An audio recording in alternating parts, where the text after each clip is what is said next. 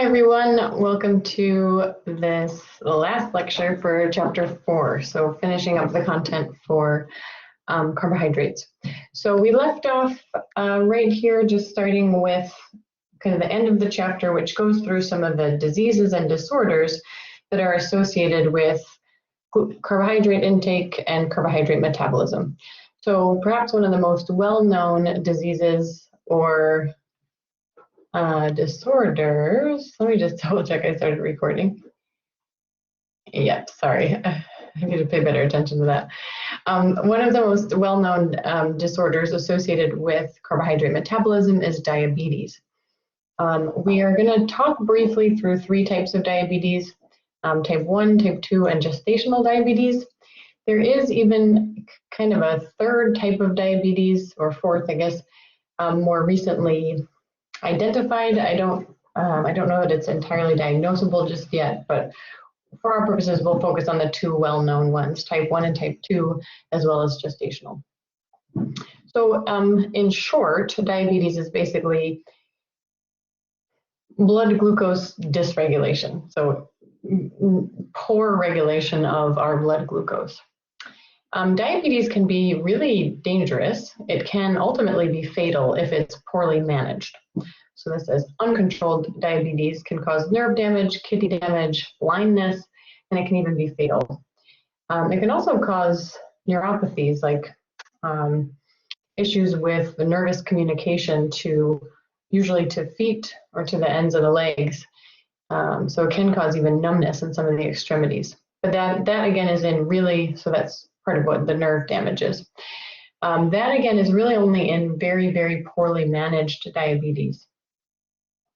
Also inherent in diabetes is the concept of hyperglycemia, which is hyper meaning high, glycemia referring to the amount of glucose in the blood. So hyper, high blood glucose, higher than normal blood glucose levels. So remember in the earlier lecture I said that we want to keep our blood glucose levels in that healthy range, not too high, not too low. Hyperglycemia is when our blood glucose is above the high end of that healthy range. We'll come back to hypoglycemia and lactose intolerance in a moment. So type 1 diabetes, a little less common, or maybe significantly less common than type 2 diabetes, so it accounts for only 10% of all diabetes cases. This used to be called like childhood diabetes because it was diagnosed in childhood or adolescence, so it was early onset diabetes. Type 1 diabetes is very different in that it acts a lot more like an autoimmune disease. So it's where the body is having some sort of issue in its endogenous production of insulin. So what happens, remember, when insulin's job is to help the cells of the body take glucose up out of the blood, especially when blood glucose levels are high. So if we don't have insulin, that's why if we don't have enough insulin, that's how we wind up with hyperglycemia. Insulin is supposed to act when we already have elevated blood glucose level, like after a meal. So we already have high blood glucose. And then if we don't have the insulin to help the cells take in the glucose, then blood glucose levels are going to stay high. And that's how we get hyperglycemia. So in type 1 diabetes, the reason it's considered autoimmune is because it seems as though the body is acting against the pancreas. Remember, the pancreas produces insulin, and so there's sort of self-damage to the cells that produce insulin. So typically the treatment for type 1 diabetes, certainly dietary and lifestyle modifications help type 1 diabetes, but someone who is diagnosed as type 1 diabetic generally will be using insulin injections for the rest of their life because their body just isn't making enough because of the autoimmune effect. In type 2 diabetes, this we used to call adult onset because it used to be we only saw this occurring in adults. This one is much more related to lifestyle factors. You see the first thing listed here is obesity, and obesity is very much the result of lifestyle factors. So the reason we no longer call it adult onset is because, unfortunately, we're seeing type 2 diabetes occurring earlier and earlier and earlier, can even occur basically in infancy. So obesity can be a cause for diabetes, can be one of the risk factors for diabetes, because obesity starts to dysregulate not only glucose metabolism or glucose regulation, but starts to dysregulate a lot of our other physiologic processes as well. So in type 2 diabetes, as different from type 1, in type 1 we're just not producing enough insulin. But in type 2, we are producing enough, but eventually the body becomes resistant to it. The cells become less responsive to insulin. What is also characteristic of type 2 diabetes is what we call impaired fasting glucose, where we have higher than normal blood glucose levels even when fasting, right? So the reason this is typically considered a disease of lifestyle is because the way that we wind up with these continually elevated blood glucose levels is because of how we eat, usually by eating a lot of processed foods that are either high in saturated fat and sugar and or low in fiber and low in any of the other nutrients that we need. Usually this is coupled with other poor lifestyle choices like physical inactivity, and again, any of the things that may contribute to weight gain or obesity. So impaired fasting glucose is also called, well, can be diagnosed. We can use that impaired fasting glucose measure to diagnose pre-diabetes, where it's sort of like an indication to the person that they're on track to become diabetic. And that would be a great time to start addressing some of the lifestyle factors that could help send them in the other direction so that they actually get out of pre-diabetes rather than making it closer to diabetes. There's also something called metabolic syndrome, which is really a cluster of different physiologic factors that increase the risk for type 2 diabetes. So again, metabolic syndrome, a lot of those factors are the results of dietary and lifestyle choices, so very similar to obesity. So again, primarily type 2 diabetes is brought about by lifestyle choices, which means, fortunately, it can usually be prevented and can, in best case, be reversed. We also see kind of disproportionate incidence of type 2 diabetes in different ethnic and racial backgrounds. So in the United States, we see a higher percentage of adults who have type 2 diabetes in the Hispanic and Latino population, non-Hispanic, Black, and indigenous peoples to this part of the world. There are a few different diagnostic tests for diabetes. I think maybe the best one is the glycosylated hemoglobin A1C, or hemoglobin A1C. We can also do a fasting plasma glucose test, again, to test for fasting levels of glucose in the blood. We can also do an oral glucose tolerance test to test how quickly the body clears glucose from the blood after a high dose of glucose intake. So again, in type 2 diabetes, we usually are seeing impaired or insulin resistance, where insulin is pumped out, like the pancreas produces insulin, but the body cells aren't responding to it. And again, usually that's something that's going to gradually occur over time. And usually it occurs because of fairly continual hyperglycemia, where a person is generally eating either so much or so much processed food that there's just always a lot of glucose, like again, above that high end of the healthy range. There's just always a lot of, or excess glucose in the blood, more than the cells need. So insulin is getting pumped out to say, cells, take this glucose in, but the cells are like, well, we've had enough, we can't take it anymore. So they literally stop responding to the message of insulin. So the oral glucose tolerance test is a nice test to see how the cells are responding to insulin. Okay, so this is again a helpful little overview of type 1 and type 2 diabetes from your book in comparison to normal blood glucose regulation. So we've talked about blood glucose regulation and the job of insulin already, but this is just going to put it in the context of diabetes. So in a healthy body, we're going to eat a meal, right? Glucose is going to enter the bloodstream, pancreas is going to secrete insulin. Insulin is going to travel to all the cells in the body, bind in the cell membrane. The cell is going to say, okay, let me bring my glucose transporter up to the cell membrane and let glucose come in. And as a result, the blood glucose levels will go down. Type 1 diabetes, remember the issue is at the pancreas. So due to the autoimmune disease, the beta cells of the pancreas are either damaged or destroyed, and they're not even producing insulin. So this whole part just doesn't happen, right? That's just not happening in this picture, which means you can see the blood supply of glucose remains the same throughout. So we wind up with that hyperglycemia. And then in type 2 diabetes down below, you see the beta cells are producing insulin just fine, right? So we're going to see elevated blood glucose after a meal. Pancreas produces insulin. And again, what you see here is there is insulin present, but the cells aren't responding to it, right? They're more resistant to it. Like some of them might still respond, but more of them are going to reject it. So what that means is we're again going to wind up with higher levels of glucose still in the blood. So in both cases, right, we wind up with that hyperglycemia in both cases of diabetes. If you're interested, these are the diagnostic levels.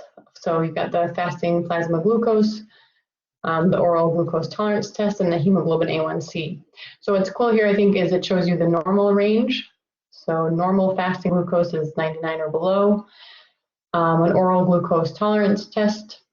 I actually don't remember off the top of my head if it's at 2 hours or 1 hour after you're given the oral glucose load. You would want to see that there's only 139 milligrams per deciliter of blood, 139 milligrams of glucose per deciliter of blood remaining in the blood, right? So you're still going to have some elevated glucose because you just took in a pretty intense load of glucose with this glucose tolerance test, but you want to see that it's coming back down. Hemoglobin A1C, so these are the blood proteins that carry glucose. We want to see that kind of the saturation of blood proteins carrying glucose, the saturation is relatively low, about 5. And of course, you'll see in prediabetes, all of these levels start to become elevated. And then diabetes is above, an even more elevated level. So these are really helpful markers here, right, in the prediabetes range, because if you notice, if you or a loved one, or again, if you are a healthcare provider, if you see people's ranges here starting to tick up and up, you would want to encourage them, and talk with them about different lifestyle factors that they could address, primarily diet and exercise, to improve the quality of the carbohydrate they're consuming, more fiber especially, and get more physical activity basically, and help bring these numbers back into the normal range.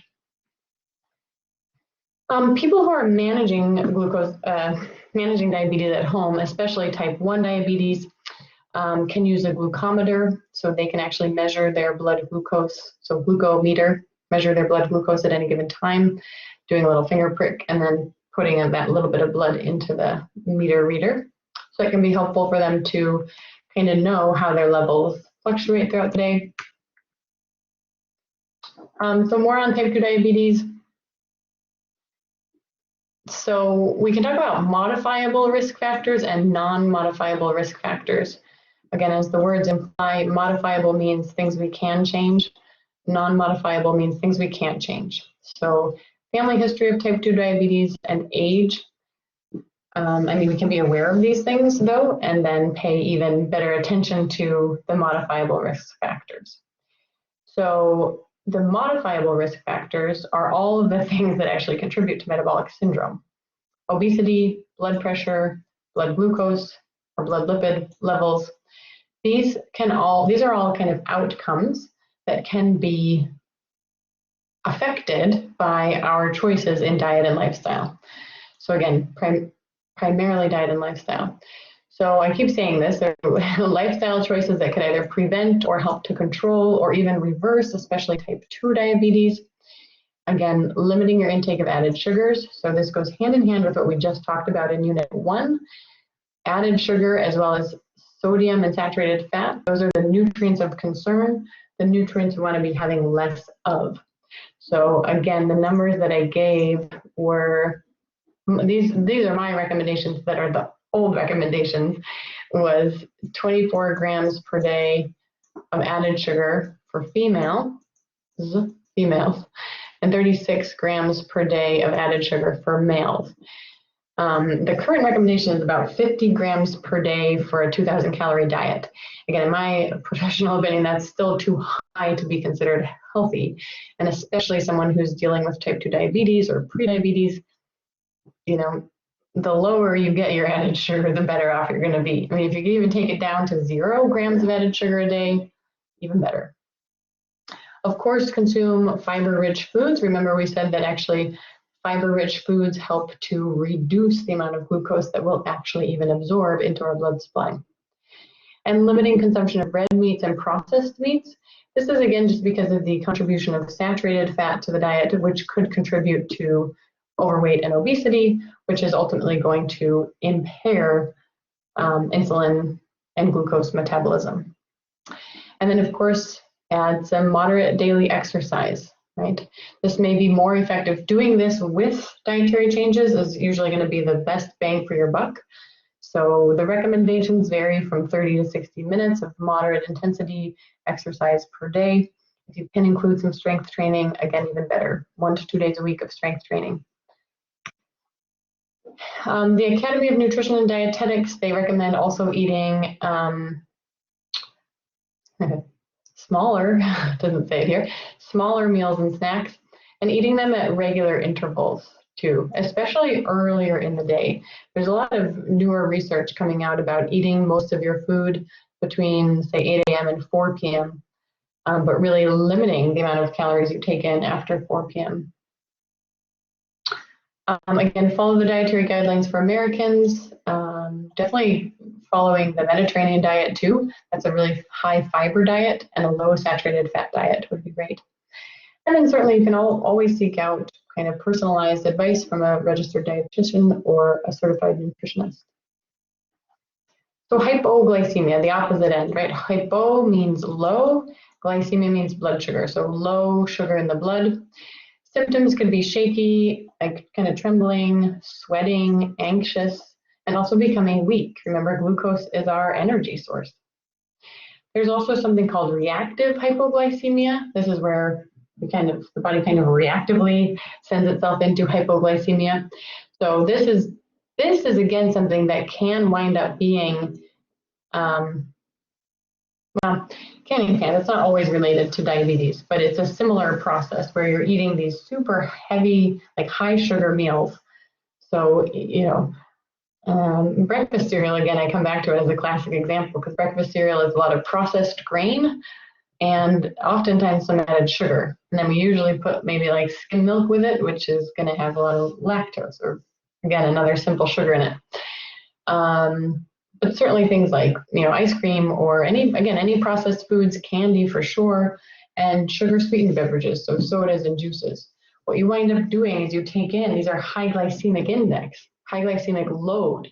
You're putting a big load of glucose into your body all at once. So in reactive hypoglycemia, you get that blood sugar spike after you eat it, pancreas pumps out a lot of insulin, and then you get that crash that I talked about in last lecture. So it's that intense crash of blood sugar that we call reactive hypoglycemia. There's also something called fasting hypoglycemia, again, where the pancreas is producing too much insulin, and this can be occurring even when someone hasn't eaten a meal. So fasting meaning there isn't new food present or new glucose present, but for some reason the insulin is still producing, the pancreas is still producing insulin, so it's causing this hypoglycemia. Hypoglycemia is like when we've gone past the body's first cues of hunger, past the body's first cues that say, hey, we need some more food, we need some more calories and nutrients coming in. Hypoglycemia is where our blood sugar dips below the low end of the normal range. That can be just as dangerous as hyperglycemia. So another issue with carbohydrate metabolism is lactose intolerance. I mentioned a bit of this already. About 2/3 of the human population worldwide is actually lactose intolerant. And I mentioned that lactase is the enzyme that digests milk. And this is generally present in infants because most infants are going to breastfeed from their mother's milk. But throughout the majority of human history, humans have not consumed any other animal's milk. So when the mother weaned the baby off of the breast milk, that was it. There was never milk in the diet again for the rest of the life. So the body stopped producing the enzyme lactase because there was no need for it. But obviously in the 21st century, especially in the United States, we consume a lot of milk. And again, many people still, majority of people are still lactose intolerant. Most people coming from Asia, countries in Asia, as well as countries in Africa, and then even parts of kind of the Eastern Europe and kind of the Middle East. This is where people who, this is where we see the majority of lactose intolerance. So people who live in these parts of the world, but even people who've maybe migrated or immigrated to the United States from these parts of the world are most likely to be lactose intolerant. And the reason for that is because, again, the history of the people living in these parts of the world involves little to no consumption of animal milk. It's the people who descended from Northern European countries who continue to be lactose tolerant. Because people in Northern Europe domesticated animals, cows, many hundreds of years ago and have been consuming their milk ever since. So people of Northern European descent evolved the ability to keep producing lactase, excuse me. So anyhow, worth noting, right? The majority of people are actually lactose intolerant. Those who are lactose tolerant are actually the minority. A lot of people don't realize that they're probably lactose intolerant though. And so they go about eating cheese and drinking milk all the time and eating yogurt and probably not feeling well for doing it, but don't put two and two together. So these are the common symptoms: just cramping, general gastrointestinal discomfort, malaise, diarrhea, and certainly gas, right?